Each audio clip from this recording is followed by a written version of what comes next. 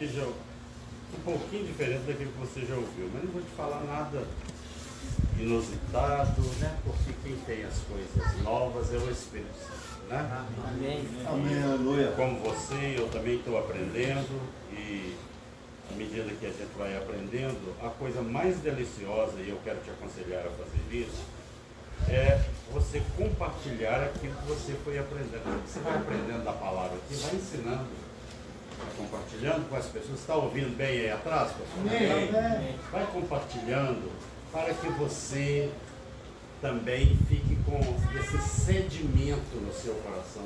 Isso fique sementado no seu coração. Porque cada vez que você compartilha a palavra, ela vai ficando acentuada aí no seu coração.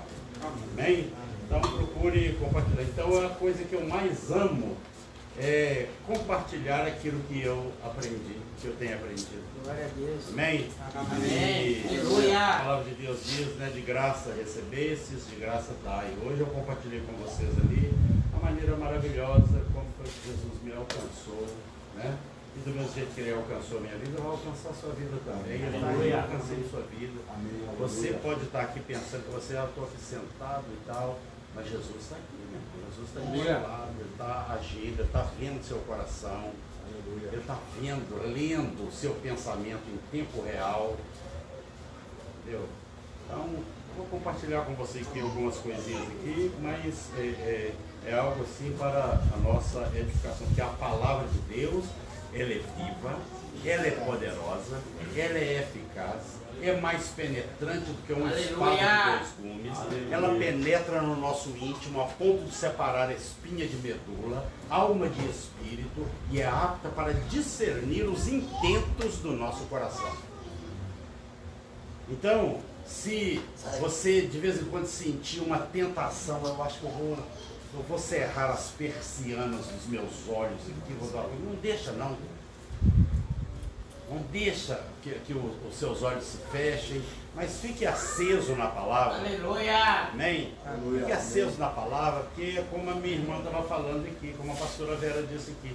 A gente, às vezes, para outras coisas, a gente está sempre pronto, você está vivo, você está atento ali, mas quando se trata de aprender, de ouvir a palavra de Deus, nós temos sempre aquela apatia que vem nos tentar. Então, nós estamos aqui para vencer tanto o tentador quanto as tentações. Amém? Amém. Vamos nos Aleluia. colocar de pé e vamos ler a palavra de Deus aqui. Eu queria compartilhar uma palavra que eu já compartilhei lá na igreja, mas o pastor Messias pediu, né? Compartilhe essa palavra lá conosco também. Então eu quero compartilhar ela com vocês aqui. Amém? E eu vou compartilhar ela assim, de uma maneira mais sucinta, mas vou compartilhar com vocês aqui. Mas foi um tema que eu desenvolvi lá na igreja, no aniversário da igreja Peniel de Dourados, do pastor Jovaí. Capítulo 12 do livro de Hebreus. Nós vamos ler aí o verso 1, o verso 2 e o verso 3. Aleluia. Amém? Amém. Se você Aleluia. tem dificuldade para ler, quem tem dificuldade para ler, então tem facilidade para poder aguçar os ouvidos, né? Porque aí eu vou ler para mim e vou ler para você também. Amém? Amém. Todos acharam? Hebreus capítulo 12, versículo 1, versículo 2 e versículo 3. Todos acharam? Amém. Amém. Amém. Diz assim a palavra do Senhor: portanto, nós, visto que temos a rodear-nos tão grande nuvem de testemunhas, desembaraçando-nos de todo o peso e do pecado que tenazmente nos assedia, corramos com perseverança a carreira que nos está proposta, olhando firmemente para o autor e consumador da fé, Jesus, o qual, em troca da alegria que lhe estava proposta, suportou a cruz, não fazendo caso da ignomínia ou vergonha, e está assentado à destra, à direita do trono de Deus. Considerai, pois, atentamente aquele que suportou tamanha oposição dos pecadores contra si mesmo, para que não vos fatigueis, desmaiando em vossa alma. Feche os seus olhos. Pai querido, nós te glorificamos, ó Deus, e nós entramos em tua presença e permanecemos na tua presença. Nós contemplamos a tua formosura, te adoramos na beleza da tua santidade. O Senhor é um Deus imanente, o Senhor está presente em todas os ambientes. O Senhor é um Deus transcendente, porque nem os céus dos céus podem conter o Senhor, esse universo não pode conter o Senhor. O Senhor é um Deus onisciente, o Senhor sabe o que nós pensamos no ano passado, nessa hora. O Senhor sabe o que nós vamos pensar neste mesmo horário, no ano que vem, se estivermos aqui pela terra ainda.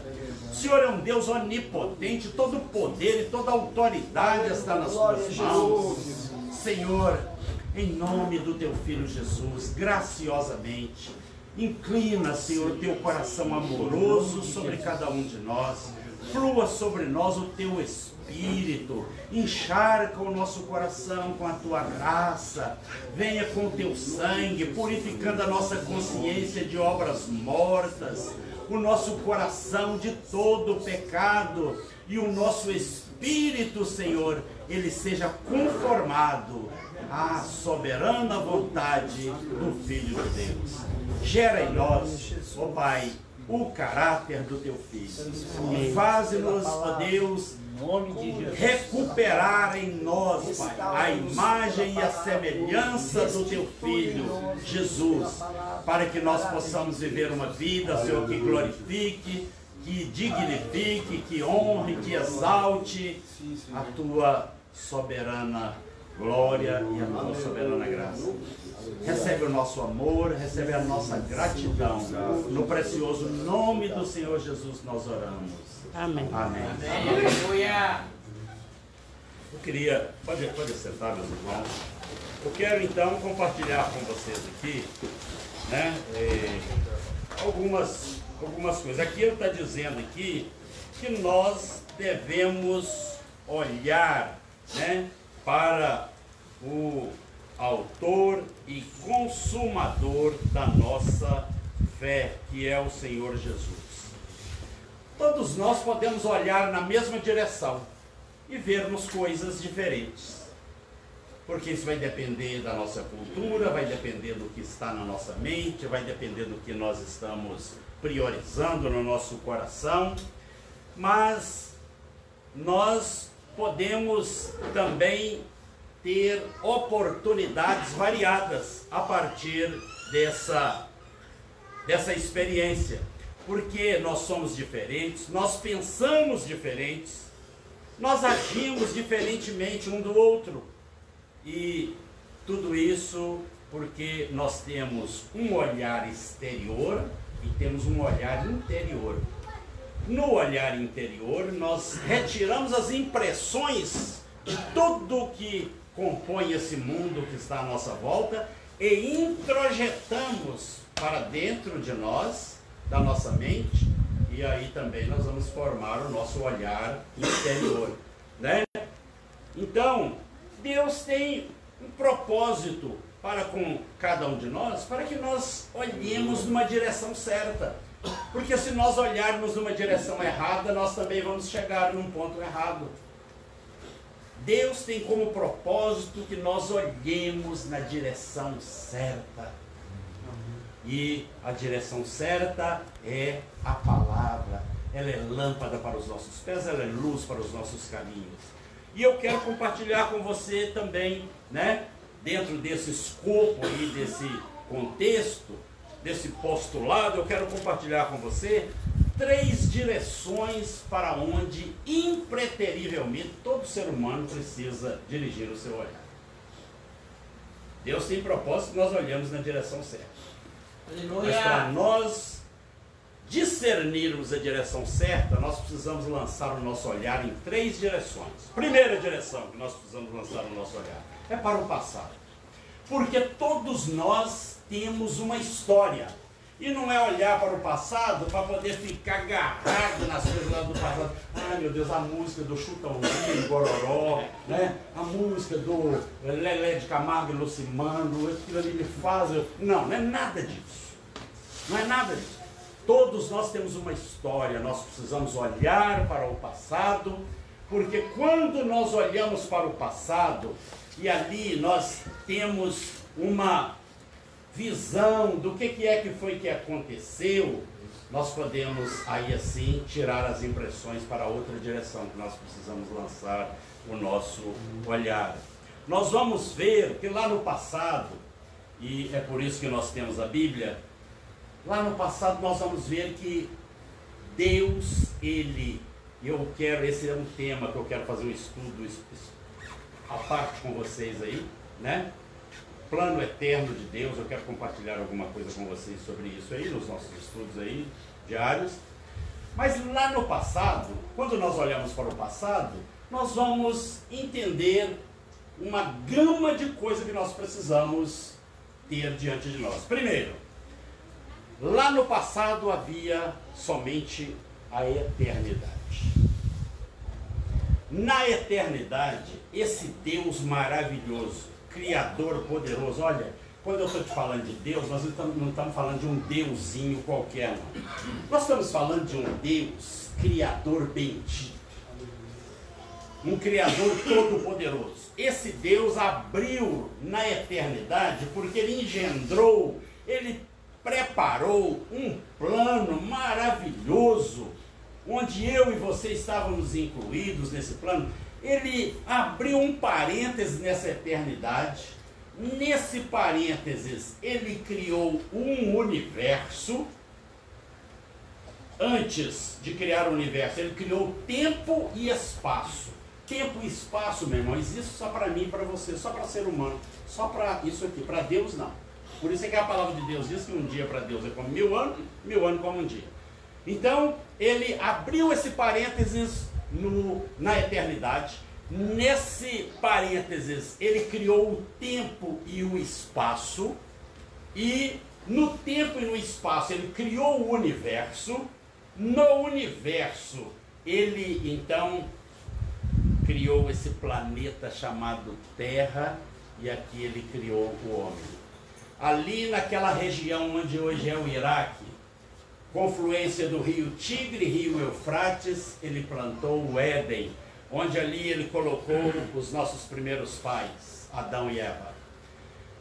Esse casal, nós conhecemos bem a história, eles receberam de Deus toda uma oportunidade, perfeito eram, mas eles usaram de toda aquela liberdade, a escolha, a capacidade de escolha que Deus lhes dera, e eles então fizeram uma escolha em desobedecer a Deus, desobedeceram a Deus. Dali começou então uma corrida para fugir de Deus, fuga de Deus, a ponto de Deus pegar aquele casal ali e perguntar para eles, após a queda, após a desobediência, após se rebelar contra uma ordem de Deus, eles esconderam, fizeram folhas de figueira para tampar a sua nudez, e Deus então chega ali e pergunta, Adão, onde estás? Deus não está aqui perguntando acerca de pontos cardeais. Qual lugar geograficamente, Adão, que você está? Ele é onisciente, é onipresente, é onipotente.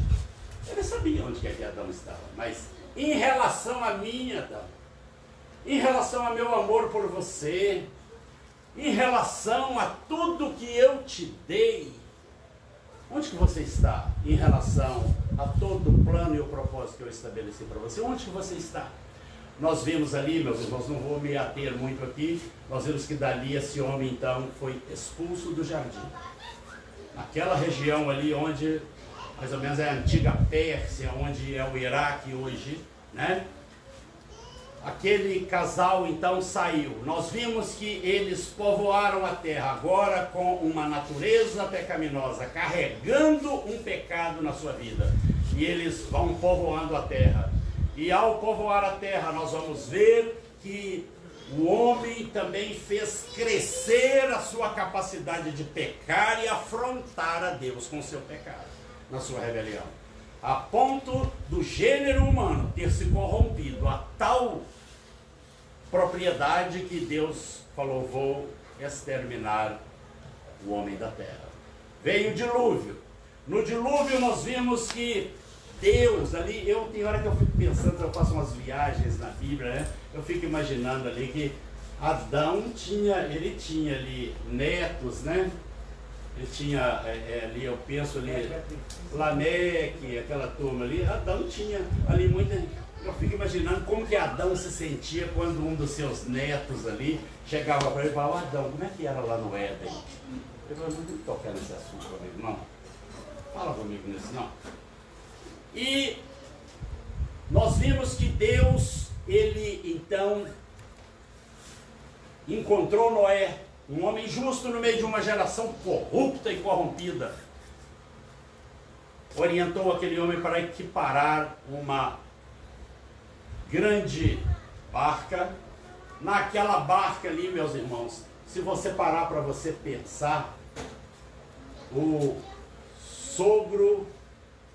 avô de Noé morreu 5 anos antes do dilúvio. Mas o dilúvio não foi pregado 120 anos. E os pais, parentes, primos, tios de Noé, por que eles não entraram na arca? Hoje nós temos uma arca que está sendo preparada aí, que é a igreja. Tem 2000 anos que está sendo pregada. Entra nela. Entra nela. Entra nela.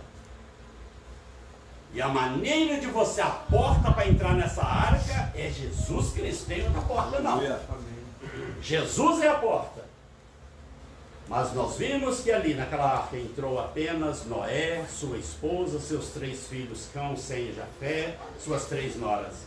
E aquele mundo foi submerso, meus irmãos, nas águas do dilúvio. Mas nós vimos que após as águas do dilúvio, o pecado conseguiu nadar e conseguiu atravessar. Porque a primeira coisa que o homem fez foi plantar uma videira e produzir ali um goró do melhor para poder ir tomar, e se embebedou. E nós vimos toda aquela tragédia que se projetou e até hoje ainda tem consequências daquilo ali. O homem dali, ele então sai para a construção da Torre de Babel.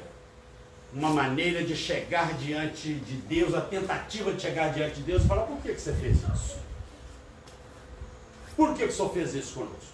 Nós construímos essa torre aqui agora, quero ver se o senhor consegue nos submergir mais, porque se o senhor mandar água, nós vamos subir aqui para cima dessa torre. O homem não deixou de afrontar a Deus.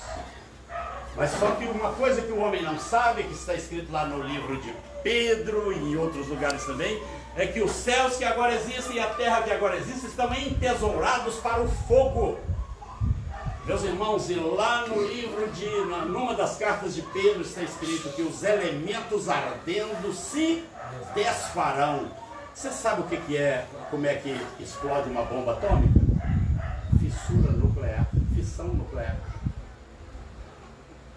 Fissão nuclear, desintegração total dos átomos. Os elementos ardendo se desfarão. O mundo hoje, meus irmãos, esse mundo que você está aí, com uma arca sendo pregada, que é a igreja. E quando eu estou falando igreja, aqui eu estou falando de igreja universal, Assembleia de Deus, Batista, Metodista, não estou falando nada disso não. Estou falando da igreja, corpo de Cristo Jesus. Aleluia. E nós precisamos entrar dentro dessa igreja, estar lá dentro dessa arca. Porque é ali que nós estaremos guardados em Cristo Jesus. Porém, com toda essa volúpia do homem aí no mundo, Deus vem e lança aquela confusão de línguas ali, e o homem outra vez é disperso pela terra.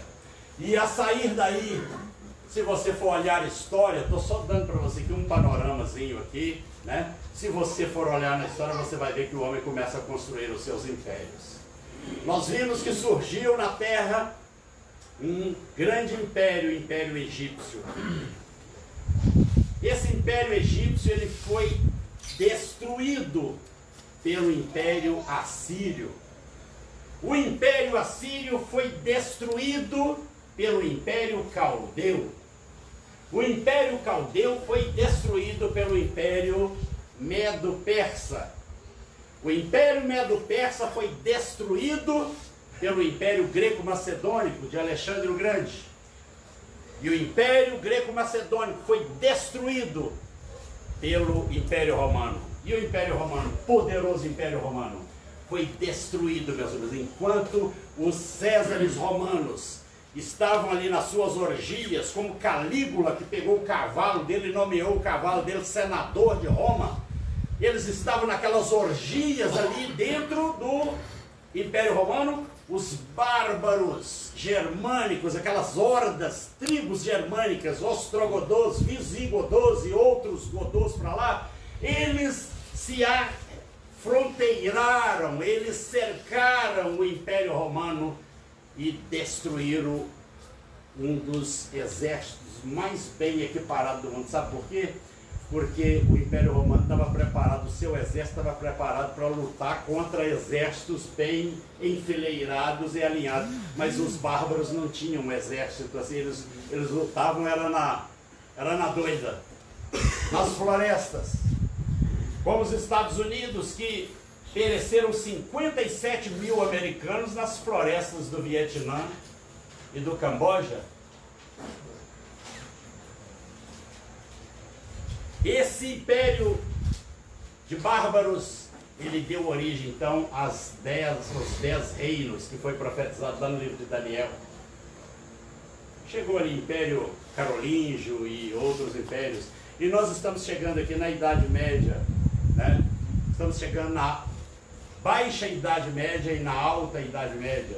Época dos suzeranos, dos senhores feudais, dos seus vassalos. Época em que a Igreja Católica, ela mandava e desmandava, ela punha e depunha imperadores, e mandou muita gente que cria em Deus, servos de Deus, para as fogueiras das Inquisições. Surgiram ali, no século XV, surgiu então aqueles movimentos, as guerras britânicos e francesas, franco-britânicas, convulsão na Europa. Aqueles que criam no Evangelho, como aqueles huguenotes franceses, 50 mil huguenotes foram trucidados na noite de São Bartolomeu. Um morticínio fora do comum de cristãos na Europa, culminando posteriormente na Revolução Francesa. E nós sabemos que a Revolução Francesa foi fruto do renascentismo, a Renascença, aquele período da Renascença. Quando você vai estudar história, você vai ver que teve o período da Renascença, onde surgiu ali romantismo, e surgiu todo aquele movimento intelectual que desagou no iluminismo. Porque o iluminismo foi uma oposição ao pensamento clerical, místico da Igreja Católica. Que a Igreja Católica, para você ter uma ideia, aquela peste bubônica que surgiu na Europa, que matou em torno de 2/3 da população europeia, foi trazida por ratos nos porões dos navios espanhóis. E quando a ciência, que estava desabrochando naquela época, começaram a investigar uma cura para aquele mal, a Igreja Católica falou não, porque isso aí é a manifestação justa da ira de Deus. Para você ver o tamanho da aberração, foi aonde surgiu então, né, o racionalismo de René Descartes, né? E outros homens ali, filósofos iluministas, surgiram para se opor a esse misticismo do clero católico da época, onde eles diziam que nada que não passasse pelo crivo da razão não poderia ser aceito. Oposição frontal a toda forma de crença. E com isso aí, a perseguição aos cristãos, principalmente no período da Reforma Protestante. Na Reforma Protestante, meus irmãos, a coisa foi tão assim, a perseguição foi intensa. Nós, depois vocês podem pesquisar aí sobre John Wycliffe, John Hus, Savonarola, Lutero e tantos outros. A Reforma Protestante, então, trouxe um resgate à palavra de Deus. A palavra de Deus. Porque havia tão acentuadamente posicionado as imposições do catolicismo durante esse período, que foi o período das trevas na Europa, que Galileu Galilei, vocês já devem ter visto falar, né?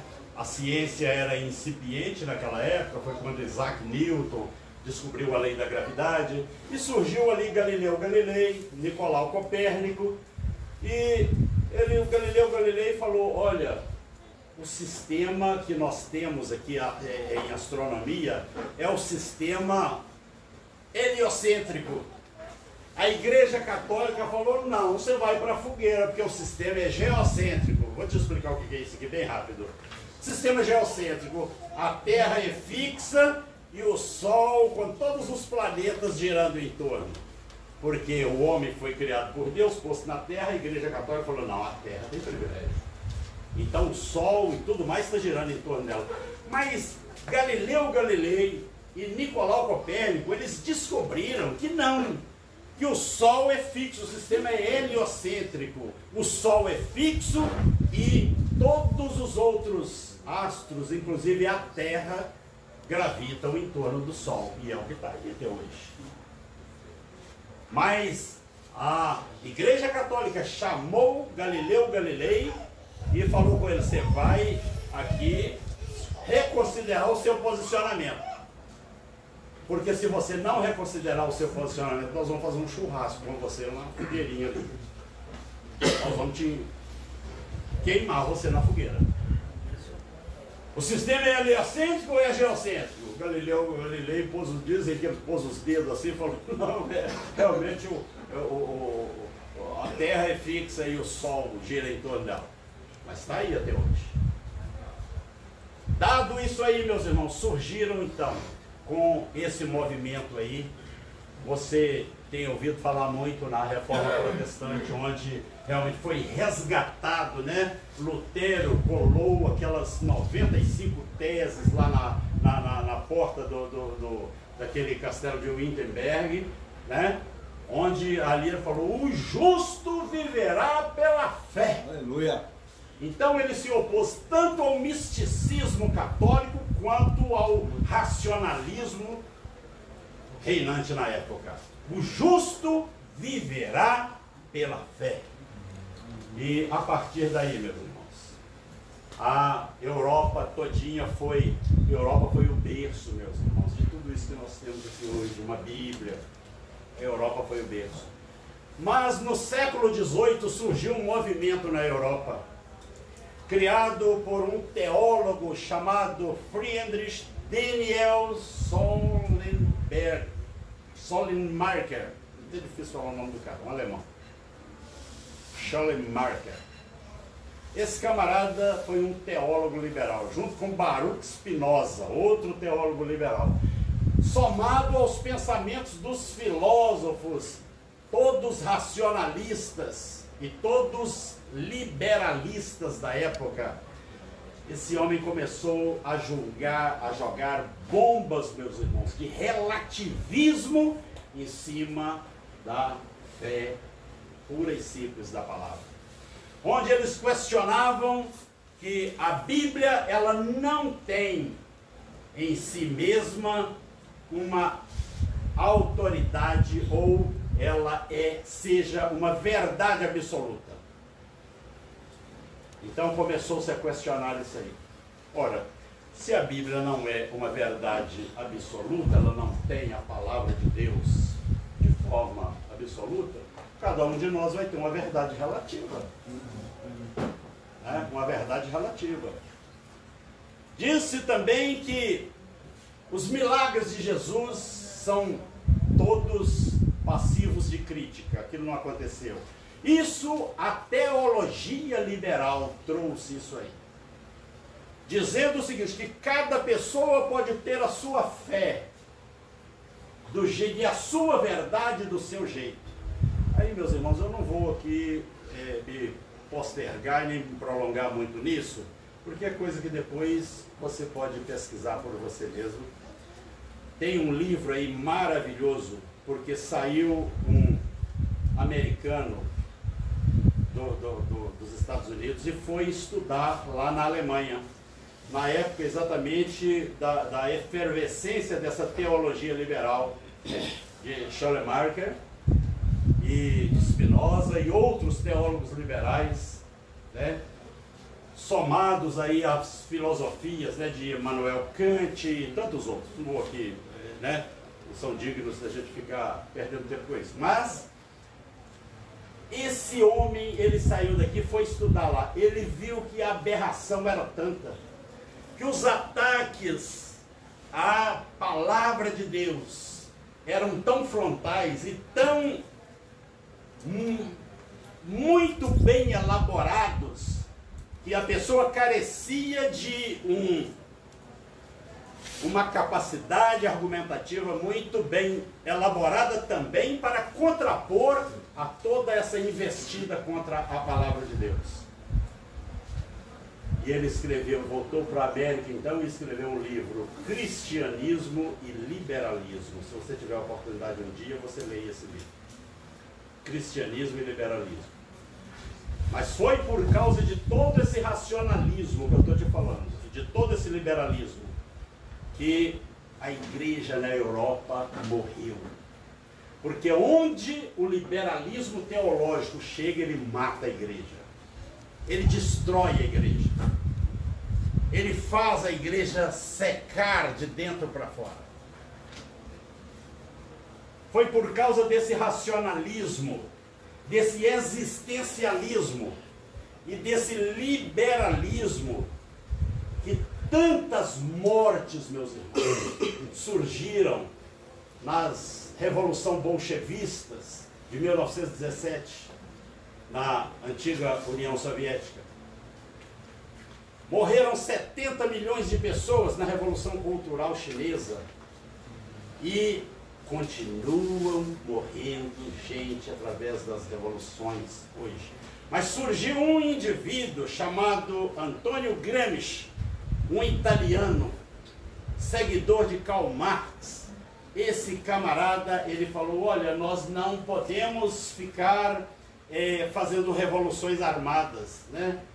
Já matamos 70 milhões ali, 20 milhões ali, tem o Holodomor lá que morreu mais uns 30 milhões, tem, né? Nós precisamos destruir o cristianismo, porque o objetivo, meu irmão, do liberalismo é destruir a ágora grega, ou a filosofia grega,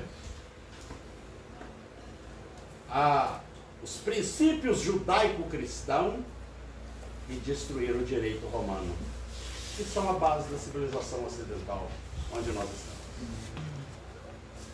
Toda essa parafernália, meus irmãos, diz respeito exatamente a esse olhar que nós temos que ter no passado. Porque se você não considera nada disso, acontece aquilo que eu falei para você aqui, que você vai olhar para a sua vida e você vai, às vezes, até ficar assim, sem norte, sem leste, sem oeste, sem sul, né? Porque quem não conhece a sua história, ele já está com o seu futuro comprometido. Você precisa conhecer a sua história, precisa saber que eu preciso mudar, isso aqui eu não posso fazer mais, eu tenho que mudar isso aqui, para você elaborar o seu futuro. Então todo esse escopo, esse olhar, ele é necessário nós lançarmos o nosso olhar nessa direção. Porque se a pessoa não tem conhecimento do que é que aconteceu, você vai comer na mão dos outros. Você vai comer nas mãos de pessoas pensando que você está fazendo a melhor coisa. Quando na realidade, meus irmãos, nós precisamos ter a formação de um pensamento crítico dentro dos seus parâmetros de criticidade. Não é criticar. Tem gente que gosta de polêmica. Polêmica é uma coisa. Tem gente que procura saber qual é o seu posicionamento acerca de um determinado assunto, um determinado tema, para ele se posicionar do outro lado. Você vê que o camarada às vezes não sabe nem o que é que ele está defendendo ali. Mas é porque ele é polêmico, ele gosta de polemizar. Né? Mas nós precisamos ter um pensamento crítico. E quando você tem um pensamento crítico, com honestidade no seu coração, no seu interior, na sua busca da verdade, o próprio Deus vai vir em seu favor para te conduzir a essa verdade. Aleluia. Que fatalmente ela vai culminar em Cristo Jesus e no Evangelho. Então esse olhar, essa direção ao passado tem esse fundamento que eu estou te falando. Nós precisamos ter esse olhar. Porque quando você tem esse olhar, aí você está apto para poder lançar o seu olhar na segunda direção. Qual é a segunda direção? O presente. Aí você vai ter condição de, olhando para todo esse panorama passado, você vai entender por que o presente está... por que a política está desse jeito aí? Você não vai ficar defendendo A, B, C ou D sem você ter realmente cunho de verdade na sua defesa. Eu me lembro, meus irmãos, em 1963 eu tirei meu diploma de grupo. E foi exatamente nessa época que estava em efervescência aqui no Brasil uma revolução para estabelecer no Brasil a ditadura do proletariado. Você não está dormindo não, né, meu irmão? Está dormindo? Se você estiver dormindo, meu irmão, eu vou te dar aqui uma receita. Fica de pé, porque ninguém dorme de pé. Às vezes eu ia orar e eu começava a cochilar orando. Eu pegava e falava, eu vou andar, porque eu quero ver se o meu corpo consegue dormir andando. É? Não dorme não, meu irmão, você não perdeu o time, não perdeu o tempo. Presta atenção no que você está recebendo. Não sei se eu vou ter outra oportunidade ou se você vai ter outra oportunidade de ouvir o que nós estamos compartilhando aqui. Você agora está apto para lançar um olhar ao presente. Eu estava dizendo para você que em 1964 eclodiu aqui no Brasil aquela revolução que tentava estabelecer aqui uma ditadura do proletariado, ditadura comunista aqui no Brasil.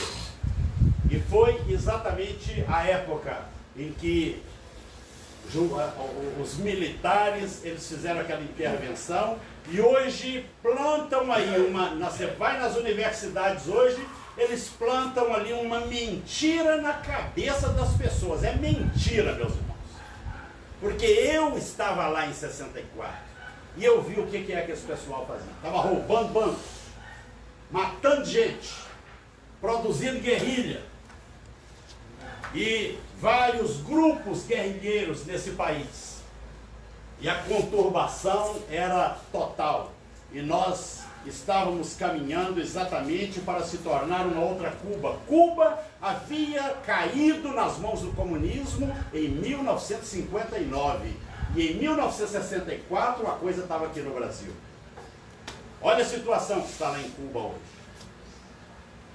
Então, muito daquelas pessoas ali, Gilberto Gil, Caetano Veloso, Chico Buraco e um monte de outros camaradas, eles foram exilados do Brasil.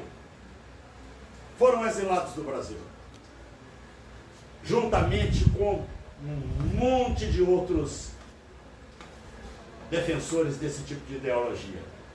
Foram exilados. Fernando Henrique Cardoso, José Dirceu, José Genuíno, um monte de outros. Foram para fora do Brasil.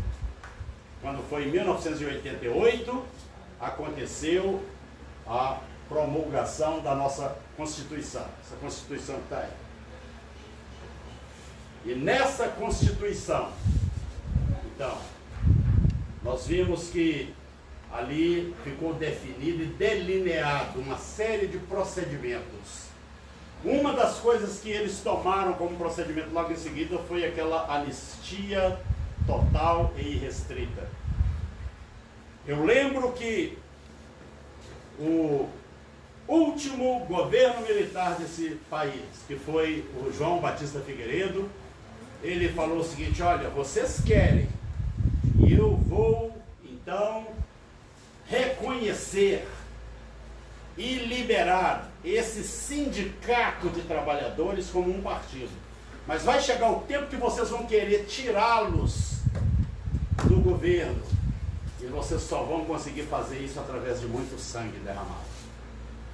Agora é interessante, né? Tem uma senhora aí da Assembleia de Deus, né? Senhora Benedita da Silva, petista do pé roxo. Meus irmãos, eu não defendo, não sou político de lado nenhum, falando de político, só estou te dando aqui um panorama, para você poder entender a nossa situação real hoje, né?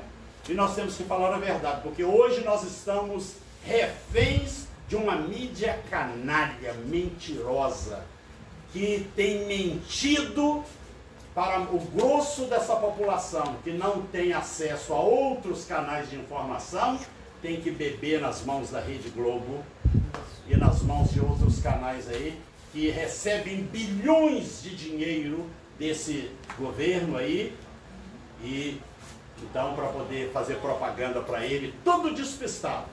Esse pessoal, quando eles saíram exilados aqui do Brasil e eles voltaram, eles foram para onde? Cumprir o gramscismo cultural. Porque o Antônio Gramsci, ao interpretar as cartas de Karl Marx, né, o comunismo de Karl Marx, ele falou o seguinte: nós não devemos fazer revolução armada mais.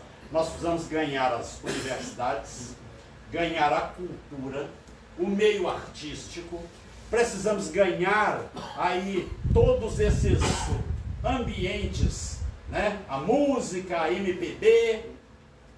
E quando esse pessoal voltou do exílio, eles foram para onde?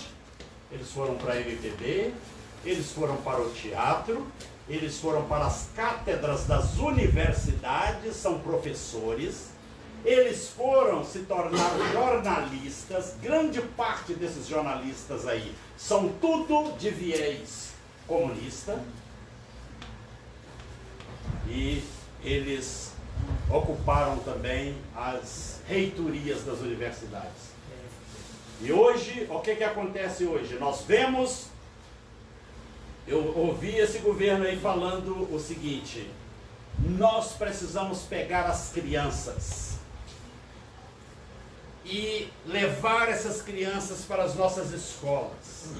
E ali nas nossas escolas nós precisamos instruir essas crianças para questionar os seus pais em casa. Eu estava lembrando disso aí e eu me lembrei da Revolução Bolchevique de 1917. Porque na Revolução Bolchevique eles criaram lá os consomóis, né? Criaram lá os consomóis. O que eram os consomóis? Eram instituições culturais onde eles pegavam as crianças de manhã cedo, ficavam com as crianças o dia inteiro ali naquelas instituições, dando ali uma lavagem cerebral, dando ali uma doutrinação para as crianças, para elas chegarem em casa, ouvirem os seus pais falando qualquer coisa contra o Estado, e os pais então, as crianças denunciavam os pais. Quem leu aqui aquele livro Ivan sabe do que eu estou falando. Quem leu aqui aquele livro Arquipélago Gulag sabe o que eu estou falando. Eu sei que aqui vocês leem, mas essa turma lê, não lê mesmo? Lê, é um pessoal lê, né? Então, a situação hoje, meus irmãos, não é só isso aí. Isso aí eu estou falando do que aconteceu no meio político e social do Brasil. Mas o mais devastador que aconteceu conosco, né? Depois que nós olhamos o passado, nós estamos agora olhando o presente, foi a chegada da teologia liberal hoje nas nossas igrejas. Hoje você olha para homens como Ed René Kivitz, vocês conhecem um teólogo liberal que tem no Brasil, muito celebrado, muito conhecido? Ed René, que conhece, né, pastor? Da IBAB, né? Esse homem, ele falou o seguinte: nós precisamos fazer uma releitura da Bíblia. Precisamos mudar textos para incluir aqui o movimento LGBTQIA+. Tem textos aqui que são obsoletos. Teologia liberal. Você vai no Caio Fábio da Araújo Filho. Esse homem pregou lá na nossa igreja em Belo Horizonte, em 1978, quando o cabelo dele caía aqui na testa ainda. Hoje está aí, meu irmão, produzindo asneiras teológicas, baboseiras, heréticas, que tem um monte de gente que está seguindo. E eu vou dizer para você, muitas das pessoas que estão dentro das nossas igrejas hoje, elas vão nas redes sociais e estão aí, né, seguindo, olha esse pastor aqui, uma irmã na minha igreja que ela falou o seguinte: eu fiz uma inscrição para vir fazer um estudo com o Rodrigo Silva. Quem que é Rodrigo Silva? Um homem muito inteligente. Ed René também é. Caio Fábio da Araújo também é muito inteligente. Eles não são poucos, não. São muito qualificados para produzir as distorções teológicas liberais que eles estão incutindo na mente das pessoas. Rodrigo Silva é um homem que ele lida aí com antropologia, com arqueologia. Ele está dando curso aí, meu irmão, pela internet. A irmã falou: eu vou fazer um curso com ele, desse homem. Maravilhada de ver esse homem. Como que fala bem, como que fala da Bíblia bem. Meus irmãos, Satanás conhece Bíblia de cor e salteado mais do que eu, você, do que qualquer teólogo aí, né? Satanás tentou ludibriar Jesus, meus irmãos, usando Bíblia. Vai lá no capítulo 4 do Evangelho de Mateus. Ele tentou, meus irmãos, ali usando o livro de Deuteronômio, usando o Salmo 91, tentando fazer Jesus cair por... né? Só que Jesus, como conhecia muito Bíblia, Jesus, ele lia a Bíblia, né? Igual eu sei que vocês também estão lendo muito a Bíblia, estudando, não somente lendo, mas estudando ela. Esse homem conhece, essas pessoas conhecem muito de Bíblia. Aí o que que acontece? A irmã falou: vou fazer um curso. Mas quem que são esses teólogos liberais que estão hoje? Eles não vêm presencialmente dentro das nossas igrejas. Nunca teve nenhum aqui não, né, pastor? Mas se você não tomar cuidado, ele vem aqui através das redes sociais aí. Quando você clica ali, você... esse teólogo aqui, ele é chique demais. Esse Rodrigo Silva, meu irmão, com todo o respeito que eu tenho pela pessoa, né? Mas nós estamos tratando aqui de ensino, né? Porque nós não podemos, meu irmão, ser coniventes com erro, principalmente com erro doutrinário. Esse homem, ele é um adventista de sétimo dia. E o que é um adventista de sétimo dia? Deus teve muita misericórdia de mim, porque eu estudei primeiramente com adventista de sétimo dia. Estudei com macumbeiro, com os kardecistas, os discípulos de Allan Kardec. Eu estudei com as testemunhas de Jeová, do Charles Taze Russell, antes de me converter. Eu estudei filosofia oriental, amava esses negócios sobre Buda, Krishna e tudo mais. Deus teve misericórdia de mim, que não deixou eu ficar fisgado nisso. Quando eu me converti, o que é que acendeu dentro de mim? Uma sede por apologética. E o que é apologética? Combater heresias em defesa da verdadeira fé. Aleluia. Até hoje eu amo isso aí. O que é que o adventismo ensina para as pessoas? Se você vai conversar com um adventista, eu falei lá na igreja, lá com o pessoal outro dia, um irmão que converteu junto comigo, na minha época, ele estudando com os adventistas, sutilmente, né? O homem é assim, todos esses anos dentro da igreja evangélica. E chegou um dia, saindo, assim na porta da igreja, ele falou: esse negócio aí de culto aos domingos está errado, né? Eu falei: está errado? Mas por que está errado? Ele falou assim: porque o que significa domingo em inglês? Né? Eu falei: Sunday. Tá vendo? Sunday. Dia do sol. Vocês estão cultuando o sol. Eu falei, mas qual dia que a gente tem que cultuar? Tem alguém dormindo aí, gente? Dá glória a Deus! Aleluia! Então, meus irmãos, eu falei para ele assim, mas que dia que é que a gente tem que cultuar? É o sábado. O sábado, meu irmão. Porque está lá no quarto mandamento, capítulo 20 do livro de Êxodo. Eu falei com ele, e o que significa sábado em inglês? Saturday. É dia de Saturno. Você está cultuando Saturno também, né? Você está cultuando Saturno?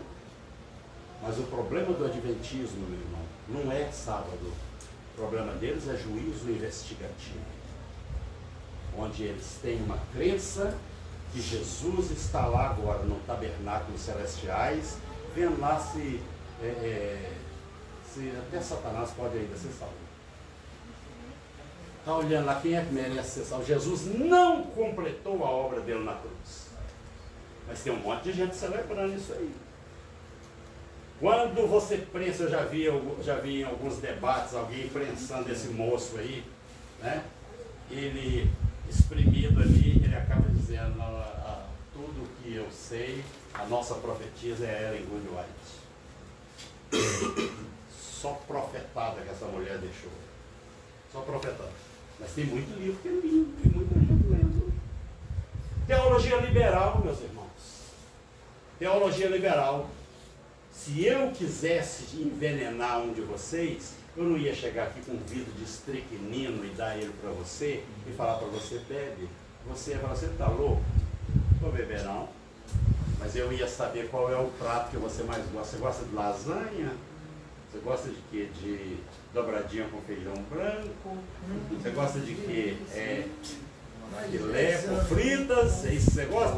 Eu ia preparar para você e pôr lá no meio, assim, sutilmente, uma pitada letal de veneno para poder te derrubar você.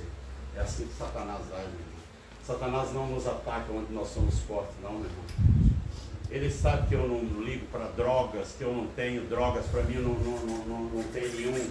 Ele sabe que pode chegar com uma carreta lá na porta da minha casa e despejar uma carreta de crack, uma carreta de pino de cocaína.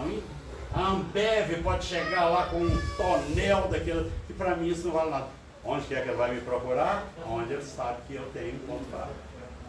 Ele conhece as minhas mulheres, sabe onde estão meus pontos fracos. Satanás, você lembra de uma música do Raul Seixas que diz assim, eu nasci há 10 mil anos atrás. Não tem nada nesse mundo que eu não saiba demais. Você sabe quem compunha as músicas de Raul Seixas? Era Paulo Coelho e um outro maluco que andava junto com ele. Né? Mas só satanismo. Quem é que nasceu há 10 mil anos atrás? Satanás, meu irmão. Satanás monitora a sua vida antes de você acordar de manhã cedo. Ele já está olhando para você e vendo como é que ele pode te dar uma cacetada naquele dia. Usando seu temperamento, usando seus impulsos, usando suas fraquezas, suas debilidades, a sua incredulidade, sua cegueira espiritual. Ele vai usar tudo isso contra você. Porque o objetivo de Satanás, nós vamos ver isso aqui nos outros estudos que nós vamos fazer aí, você vai ver que Satanás, a única coisa que ele quer, meu irmão, é arrastar a sua alma, a minha alma, para o inferno. Esse é o objetivo dele. Ele vai te dar para você prazer, ele vai deixar você agir de acordo com os impulsos da sua vontade aí, mas o propósito dele é arrastar, ao final de tudo, a sua alma para o inferno. E não pensa, você já viu muitas pessoas falar, se eu morrer hoje, amanhã faz 2 dias, faz 2 dias não. Se você morrer hoje, amanhã faz uma eternidade. Porque você entrou, se você entrou na eternidade perdido, você estará irremediavelmente perdido. Daqui a 1 milhão de anos você estará no inferno sabendo que está lá. Daqui a 100 bilhões de anos você estará no inferno sabendo que está lá. E que dali nunca mais você poderá sair. A sepultura não é o seu último endereço, não, nem o meu. Então, meu irmão, é bom que você zele pela salvação da sua alma. Então a teologia liberal está aí. Você precisa, meu irmão, de se apegar à palavra de Deus com amor, Se apegue à palavra de Deus com amor, procure aprender aquilo que a pastora Vera estava falando aqui. Quando você chegar aqui, meu irmão, não fica lá atrás, né? Não, eu quero aprender, meu irmão. Procure se chegar aí a um irmão aí que, irmão, eu estou estudando esse texto aqui, o que você pode me ajudar aqui? Pastor Messias, só pode me ajudar? Pastora Vera, né? Chega ali, ó, tem aí o Lourenço ali, ó. Gente, vamos buscar aprender a palavra. Aleluia. Vamos buscar aprender a palavra. Porque esse olhar lá do passado vai exatamente te dar condição de você realmente vislumbrar o presente. Epa, isso aqui não. Isso aqui está assim. Isso aqui, vocês estão querendo fazer isso aqui comigo. Estão querendo fazer aquilo. E você tem que zelar, meu irmão, pela sua vida. Amém. Aleluia. Você precisa zelar pela sua vida. Cuida do seu caráter, que Deus cuidará da sua reputação. Glória a Deus, aleluia. Quando você lança, então, o olhar em direção ao passado, ele te capacita você a enxergar mais nitidamente o seu presente. E aí, você tem a terceira direção onde você pode lançar o seu olhar. E é exatamente para o futuro, para a frente e para o alto. Eu falei para você que uma pessoa que não conhece a sua história, ele não tem aptidão para poder discernir o que está acontecendo no presente, e muito menos ele terá um futuro totalmente comprometido. E é aqui que eu quero dizer para você que você precisa exatamente de, ao olhar para frente, de posse exatamente dessas duas direções para onde você olhou, agora você sabe, epa, eu preciso olhar exatamente para frente e para o alto. Você já viu alguém dirigindo um carro com o rosto colado no retrovisor? Já dirigiu, pastor? Assim? Não, né? Meio perigoso, né? Você tem que dirigir, meu irmão, com os olhos ali no para-brisa dianteiro. Você tem que estar olhando o que está na sua frente. Mas lembra que eu falei para você que você precisa olhar o passado? Você tem que olhar o que é que está vindo atrás de você lá. Eu teve um amigo meu que ele morreu acidentado porque ele tinha um fusquinha. E ele às vezes ele me dava carona quando eu ia pegar o ônibus para ir para o meu trabalho. E eu falava, daí você está andando muito devagar com esse carro assim. Isso é perigoso. É tão perigoso você andar em alta velocidade como andar muito devagar. Eu falei, não, mas eu gosto de dirigir assim, eu sou muito assim e tal. Eu falei, rapaz, toma muito cuidado com isso. Um dia esse menino pegou esse fusquinha dele e colocou o fusquinha dele naquela rodovia 040, né? O Judson conhece bem, tem algumas pessoas aqui que conhecem também. Rodovia Pastor Moisés, né? Rodovia 040, ele pôs o carro dele ali. O que aconteceu, meus irmãos? Ele lá ia com o fusquinha dele ali, naquela tranquilidade, né? Naquela paciência, aquela coisa toda, né? Exatamente. Ele lá ia ali quase que passando o pé assim para poder, sabe? Nem precisava de acelerador, muito devagarzinho. Sabe o que aconteceu? Veio uma carreta por trás, empinou atrás dele, deu um teco, meu irmão, na traseira dele.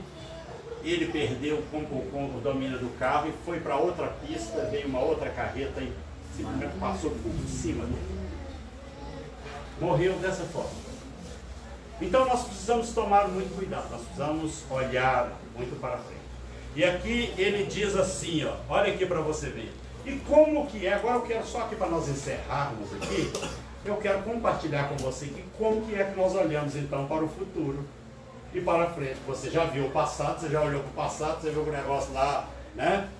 Te deu condição, epa, agora eu vejo o presente, realmente é por isso que as coisas estão acontecendo, por isso é que está esse assistencialismo todo aí, por isso é que está aí essa parafernália midiática despejando mentira na cabeça do povo. É por isso é que hoje esses rapazes e moças, eles estão aí, mudaram a arquitetura de construir casa, né?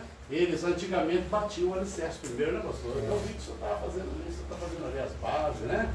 Faz um tubulão, faz uma saia lá embaixo, né? Uma grade, faz a base, faz a coluna para depois fazer ali o tapamento e vem a laje. Mas a moçada hoje está batendo a laje primeiro, né? Rapaz, você começou a conversar com a moça aqui, motel. Matel. Tá. Né? E quando o camarada, o pastor lá da nossa igreja lá, um camarada chegou para ele lá e falou: pastor, estou precisando de um aconselhamento. Eu falei: meu filho, precisando de um aconselhamento? O que você está precisando? Pastor, o negócio é o seguinte: eu engravidei a minha namorada. Os dois na igreja, meu irmão. Olha a teologia liberal onde ela chega. Os dois na igreja. Tudo é permissivo.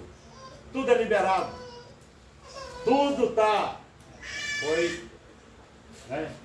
Ele falou: pastor, eu engravidei a fulana. Tal. Eu queria um conselho agora do senhor, o que eu faço? Ele falou: se você tivesse vindo aqui antes de ir para a cama com ela, eu tinha um conselho para te dar, mas agora assume o que você fez lá. Assume o que você fez. Teologia liberal, meu irmão. Hoje tudo é permissível. Não tem nada a ver. Já viu essa frase aí?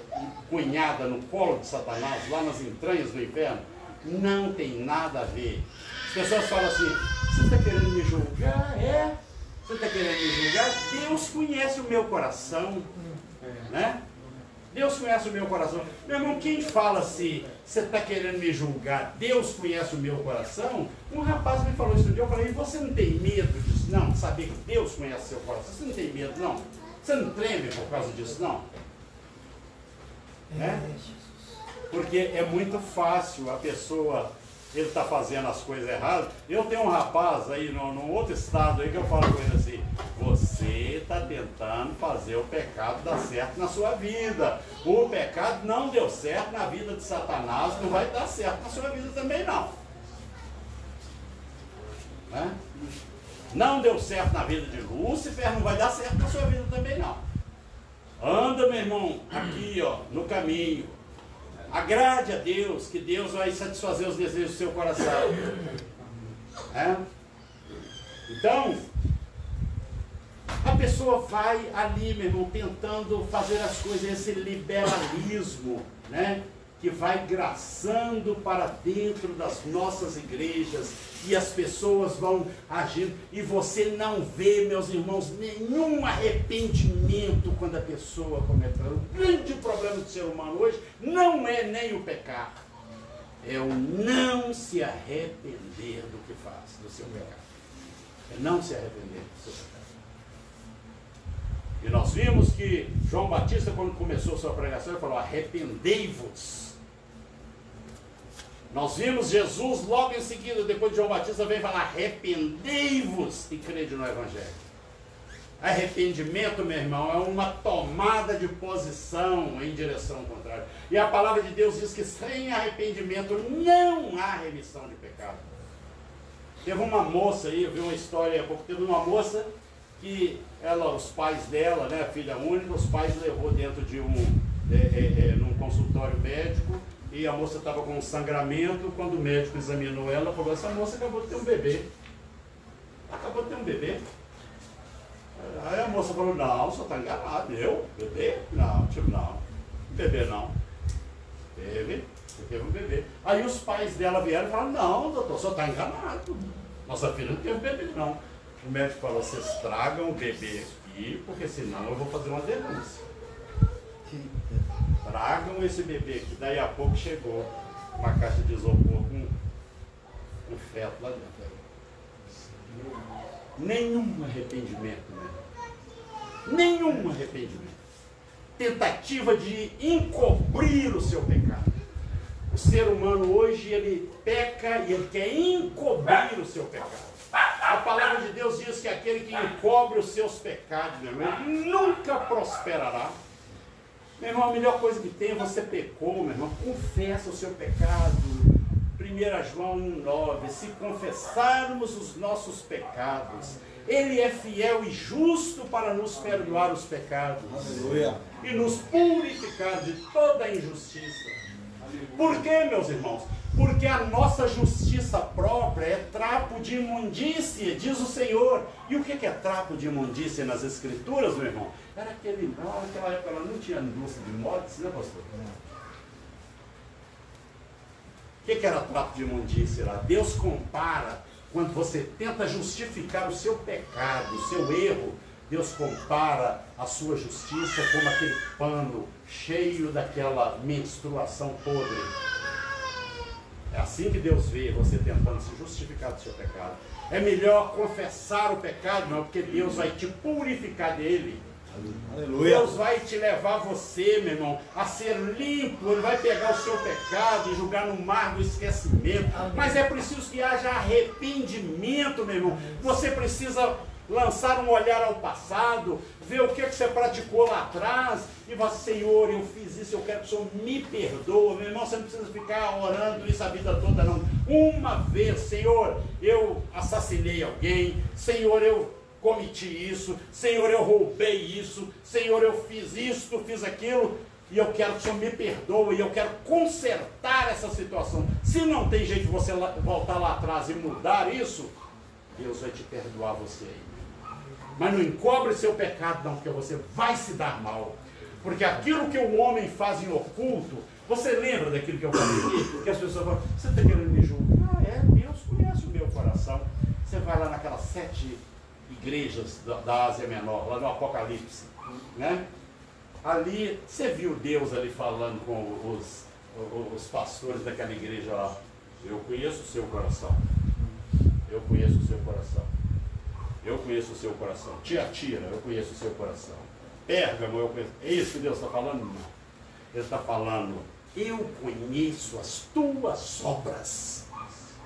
Porque você pode falar para mim que eu não conheço seu coração, mas Deus conhece as suas obras. Ele conhece as suas obras. E Ele vai te confrontar você com as obras. Porque o que você pratica, você pode esconder de mim. Dele, mas você não pode esconder de Deus. Eu conheço as tuas obras. Ele sabe o que você praticou há 20 anos atrás. Ele sabe o que você praticou há 30 anos atrás. Então se arrependa, meu Deus. Se arrependa. É uma coisa tão simples. Procure um cantinho aí, oh Deus, eu fiz isso e eu estou arrependido. E eu quero que o Senhor me perdoa. Me perdoa, me lava desse pecado. Meu irmão, naquele momento ali, Jesus pega o seu pecado e joga ele no mar do esquecimento. Glória a Deus. Ainda põe uma placa lá, é proibido pescar aqui. Acabou o seu pecado, acabou. Ele diz lá no livro de Isaías, eu mesmo sou quem apago as tuas transgressões.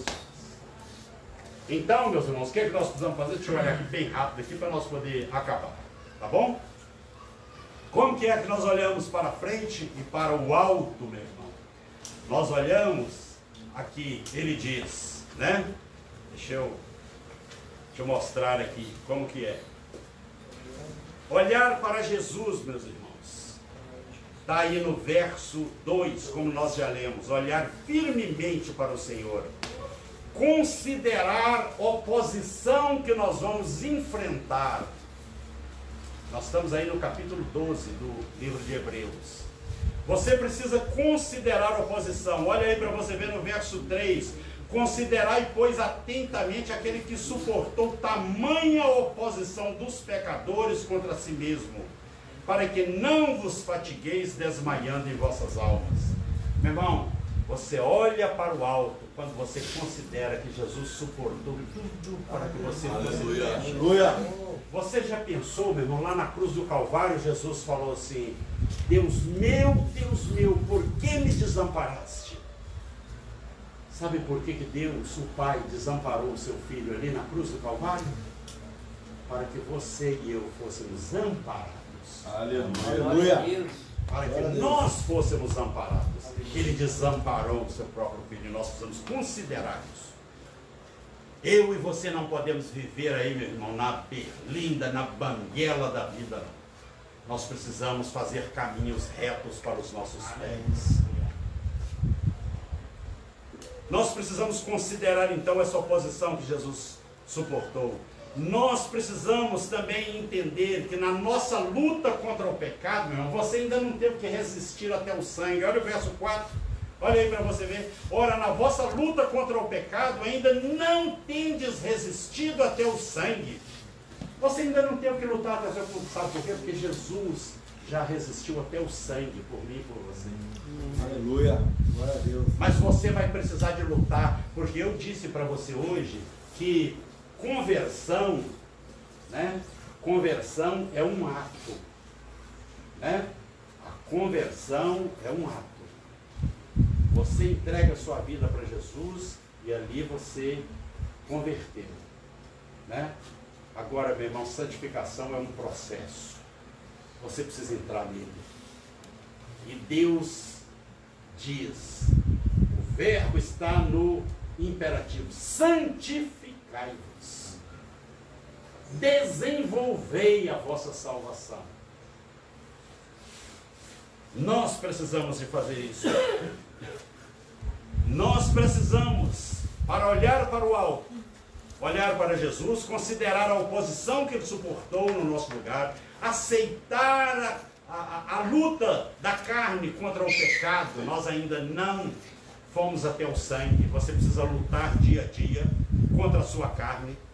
Nós precisamos aceitar a correção do Senhor. Olha aí, meu irmão. O grande problema dos crentes hoje é que os crentes hoje, as pessoas têm nojo à correção. Mas a palavra de Deus diz que quem vive sem correção está caminhando para a morte mesmo. Está caminhando para a perdição eterna. Porque se uma criança, um pai corrige um filho, quanto mais Deus nos corrige.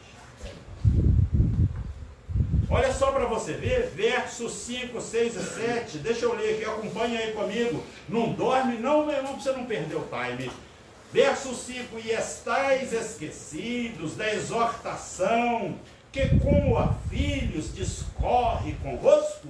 Filho meu, não menospreze a correção que vem do Senhor, nem desmaies quando por ele és reprovado, porque o Senhor corrige a quem ama e açoita todo filho a quem recebe. É para a disciplina que perseverais. Deus vos trata como filhos, pois que filho há que o pai não corrija. Meu irmão, tem pessoas aí, graças a Deus que aqui o senhor não tem esse problema, né, pastor? Porque é só lá no Afeganistão que acontece isso, né? Corrige um camarada, ele desmaia. A ver aqueles desmaios de novela, né, pastor? Faça uma correção no meu filho, você não pode fazer isso não. Isso assim não deve ser feito desse jeito. O camarada fala, puxa, eu não aguento não. Não aguento não. Eu acho que eu vou desmaiar aqui. Tem alguém para me segurar, eu vou desmaiar. Porque a correção está pesada demais. Cai um grão de areia na cabeça do camarada, ele fala, eu tomei uma pedrada, rachou a minha cabeça. Cai um fiapo de piaçava, meu irmão, na cabeça do sujeito, ele fala, racharam a minha cabeça com a alinhada. Pessoas com uma emoção fragilizada, que não suporta a correção. Meu irmão, eu louvo a Deus, porque como eu fui corrigido, meus irmãos, tanto pelos meus pais terrenos. Olha que meu pai tinha uma cinta, meu irmão, que ele priorizava ela quando a gente fazia. E a gente tentava ali remediar as coisas. Quando chegava de tarde, minha mãe falava, fulano fez isso, Beltrano fez aquilo, meu pai chamava, e ali, meu irmão, a cinta, era a cinta e depois uma bacia com água de sal. Entendeu? Uma bacia com água de sal. Mas eu fui corrigido, meus irmãos, dentro da igreja, meus irmãos, pelos líderes, pelos meus líderes. E é exatamente na hora que eles estavam me corrigindo que eu pude ver salientar de dentro de mim o orgulho, a soberba, a prepotência, a arrogância, a autossuficiência. Meu irmão, tudo isso são elementos que compõem o caráter de Satanás, meu irmão. Orgulho, soberba. Sabe qual a diferença entre orgulho e soberba? Orgulho é porque o camarada tem algo que ele acha que é avantajado nele, né? Ele tem a qualidade que ele exagera ela. Não, eu não dou meu braço a torcer. A pessoa não aceita que ninguém fala comigo assim. Não sei. Então ele tem ali essa qualidade aí do temperamento dele que é exagerado. E o que é soberba? A soberba é o exagero do orgulho.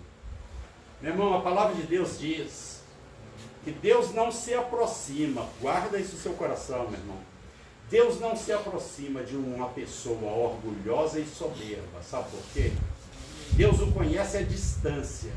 Porque o soberbo e o orgulhoso, ele lembra Deus o diabo. Então Deus não se aproxima dele, não. Mas a palavra de Deus diz assim: humilhai-vos. Humilhai-vos. Não espere eu ir te humilhar, não. Filho, humilhe-se você mesmo. Humilhai-vos debaixo da potente mão de Deus, porque Ele a seu tempo vos exaltará. Você sabe o que acontece? É que Satanás, ele exalta o ego do homem para abater violentamente.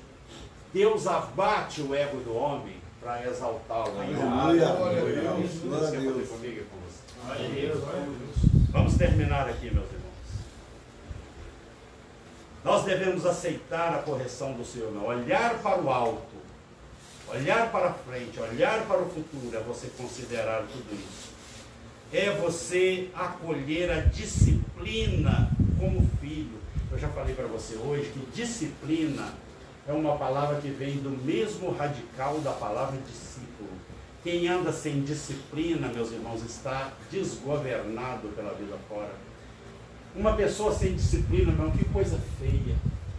Uma criança, né? Você vê uma criança ali, às vezes, outro dia eu estava passando, ele foi no lugar que eu estava vindo, acho que foi aqui mesmo.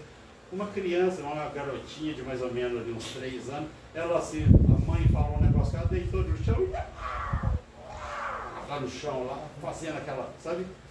Eu olhei aquele negócio assim, eu falei, manifestação da natureza pecaminosa. Porque quando uma criança faz pirraça, ela está falando e está enviando uma mensagem da seguinte forma: alguém aí se habilita a me corrigir? Tem alguém aí que se habilita para me corrigir? Porque uma pessoa que anda sem correção, meu irmão, está caminhando para a morte. Nós precisamos de disciplina, meu irmão. Nós precisamos de disciplina para conversar um com o outro, né? Tem 2 pessoas conversando aqui, eu não posso chegar e atalhar a conversa dos dois ali. Eu preciso de disciplina. Eu preciso de disciplina no meu trabalho. Eu não posso chegar ali no meu trabalho, eu tenho ali um horário, eu pego o serviço 8 horas. Eu não posso chegar ali 8h20, 8h10, 8h30, 8 horas. Tem que ter uma disciplina, porque senão daqui a pouco eu vou estar recebendo um bilhete lá daqueles bem indigestos. Eu preciso ter disciplina com relação ao meu pai e minha mãe, porque o filho que desonra pai e desonra mãe, os seus dias vão ser encurtados na terra e tudo vai mal para ele na terra. Você vê pessoas aí dando cabeçadas aí pela vida fora, você vai rastrear o histórico dessa pessoa, você vai ver lá na rabeira, está lá indisciplina e desonra contra pai e contra mãe. Vai nas Cracolândias e você vai ver ali aquelas pessoas ali, desonra contra pai e contra mãe. Você lembra do Sansão? O Sansão, ele se afeiçoou, né? Ficou enfeitiçadamente apaixonado por uma mulher do Vale do Soares, né? Capítulo 14, 15 e 16 do livro de Juízes. A mãe dele, mas o pai dele falou: meu filho, não há porventura entre as filhas do teu povo aquela que hás de tomar por mulher, para que tenhas que buscar entre as filhas desses incircuncisos filisteus esposa para ti? Ele falou: não, essa que me agrada os olhos. Essa aí. O que foi que Sansão perdeu primeiro? Quando você vai olhando a história dele ali, né? Aconteceu com ele o que está lá no capítulo 30 do livro de Provérbios. Os olhos que desprezam o conselho do pai e não têm obediência à mãe, estou parafraseando aqui, corvos do ribeiro arrancarão e serão comidos pelos pintões da águia. Quem que foram os corvos do ribeiro na vida de Sansão? Quem que foram os pintões da águia? Os filisteus. Sansão, meus irmãos,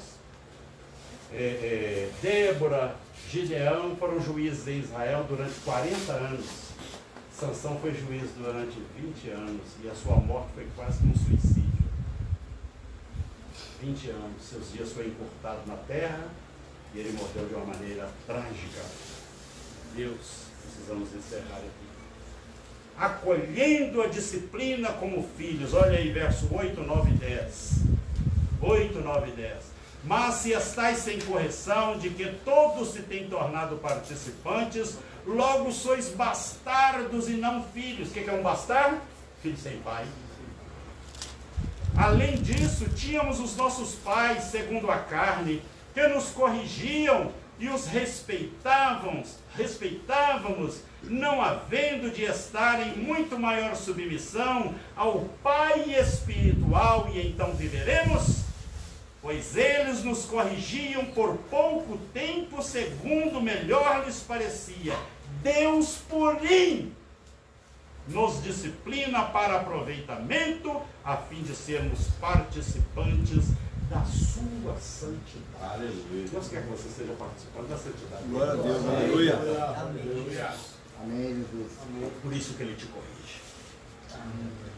Ao final, meus irmãos, alcançando o fruto da correção, depois que você aceita a correção, meus irmãos, com humildade, com simplicidade, eu vou aceitar a correção. Quantas pessoas perdem emprego porque não aceita a correção? Quantas pessoas perdem o seu casamento porque não aceita a correção? Quantas pessoas perdem, meus irmãos, um ministério, uma comunhão, uma vida abençoada, um futuro promissor, porque não aceita a correção? Camarada empedernido, embrutecido, casmurro, rabugento, cheio de si mesmo, não se enverga, não se curva diante de nada. Meu irmão, quando o caminho da bênção, meu irmão, é você ser humilde. Tem pessoas que falam, meu maior orgulho é ser humilde. Eu sou orgulhoso de ser humilde. Rapaz, eu tenho uma humildade, não sei se vocês até. Orgulho. Sou muito humilde. Mas não, meu irmão.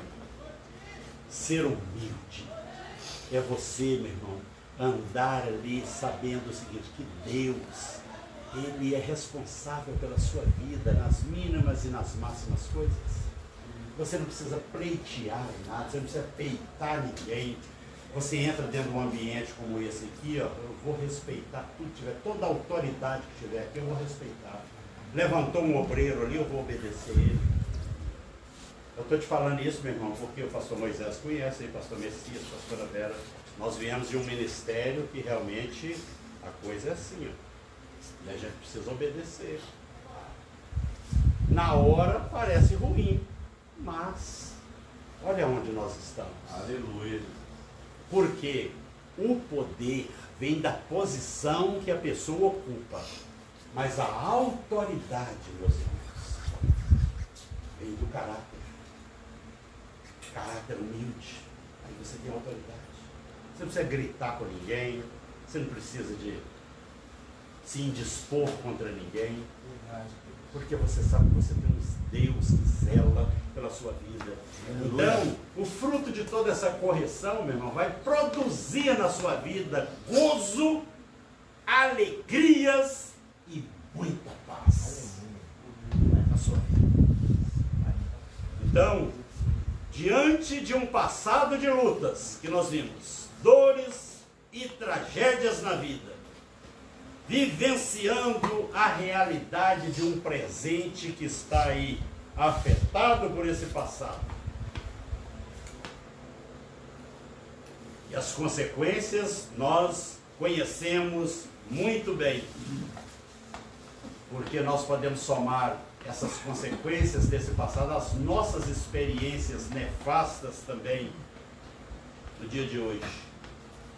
Nós vemos isso aí no mundo, nós vemos isso aí na nossa nação, nós vemos isso aí na nossa igreja, nós vemos isso aí na nossa família e nós vemos isso na nossa vida pessoal. Então, nós podemos, meu irmão, com esperança, olhar para o alto, para o autor e consumador da nossa fé, e vislumbrar ali a glória de uma eternidade em Cristo Jesus. Porque lá atrás não foi aberto um parênteses, criado tempo e espaço, agora nós podemos olhar e ver que esse parênteses vai ser fechado e nós vamos entrar na eternidade para reinar com Cristo na glória. Aleluia. Que Deus te abençoe, meu irmão, e que você realmente possa, no seu dia a dia, meu irmão, você ser uma pessoa que realmente acata todas essas coisas aqui como sendo um trabalho do Espírito Santo de Deus na sua vida. Amém. Amém? Amém.